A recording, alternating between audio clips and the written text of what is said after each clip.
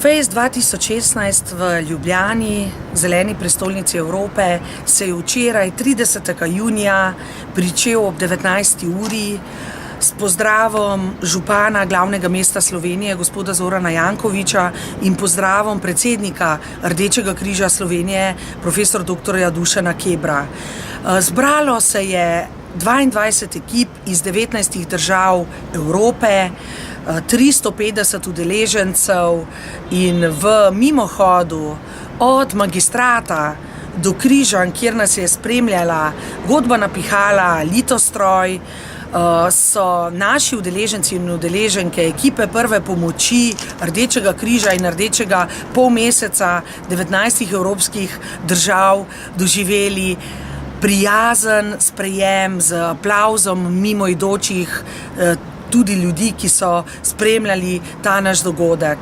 Ob 20. uri smo imeli slovesno odprtje FACE First Aid Convention in Europe 2016, torej preverjanje usposobljenosti ekip prve pomoči cele Evrope.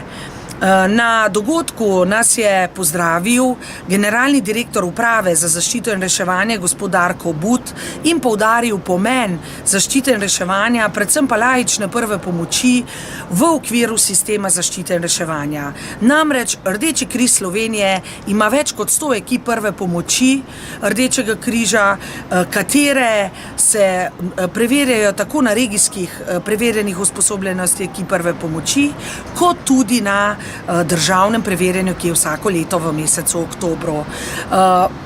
Pozdravil nas je tudi predsednik IOC, mednarodnega odbora FACE, gospod Tom Horwell iz Irske, ki je tudi podpredsednik Irskega Rdečega križa, in seveda predsednik Rdečega križa Slovenije, profesor dr. Dušan Keber.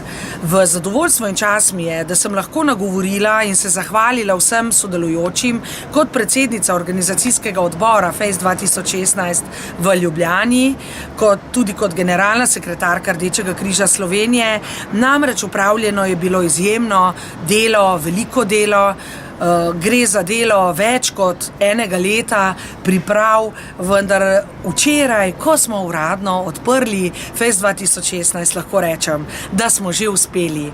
Sladka torta FACE 2016 ob 150-letnici Rdečega križa na Slovenskem je bila za piko na i vsem mladim udeležencem, vsem 22 ekipam prve pomoči evropskih držav, ki nas spremljajo. Naj poudarim, da je 20 ekip se bo jutri, to je v soboto, 2. julija, udeležilo uradnega preverjanja usposobljenosti ekip prve pomoči.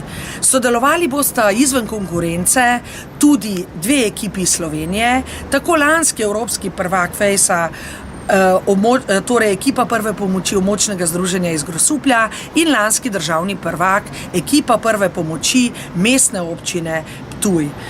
Gre namreč za pravila IOC FACE-a, ki pravijo, da država organizatorica ne tekmuje v konkurenci oziroma se ne udeležuje te konvencije v uradnem preverjanju usposobljenosti ekip. Lahko je to izven konkurence in temu je tudi tako. Sedaj, danes v petek, 1. julija, pa nas čaka poseben dan. Sedaj ob 9:30 uri se pričenja strokovni simpozij laičnih ekip prve pomoči, kjer bomo poudarili, kaj pomenijo laične ekipe prve pomoči za delovanje Rdečega križa Slovenije in za delovanje Rdečega križa in Rdečega polmeseca vseh evropskih držav. Danes ob 12. uri bova s predsednikom Rdečega križa Slovenije, profesor dr. Dušanom Kebrom, in jaz kot generalna sekretarka Rdečega križa Slovenije, Renata Brunskole, sprejeli predsednike, podpredsednike in generalne sekretarje nacionalnih društev evropskih držav, ki nas bodo počastili s svojim obiskom. Ob 20. uri pa bomo pričeli slavnostno akademijo ob 150-letnici Rdečega križa na Slovenskem, katero bomo imeli v Galusovi dvorani Cankarjevega doma in kjer nas bo slavnostnim govorom počastil predsednik Republike Slovenije gospod Borut Pahor.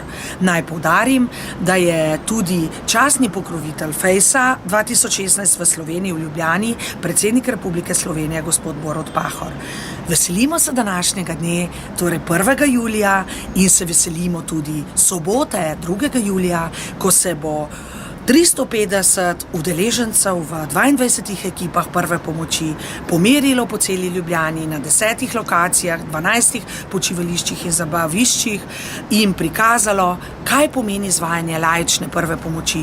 Pričakujemo več kot 6500 udeležencev iz cele Slovenije in tujine, ki si bo ogledalo Fejs 2016, ravno tako tudi mediji iz Slovenije in tujine.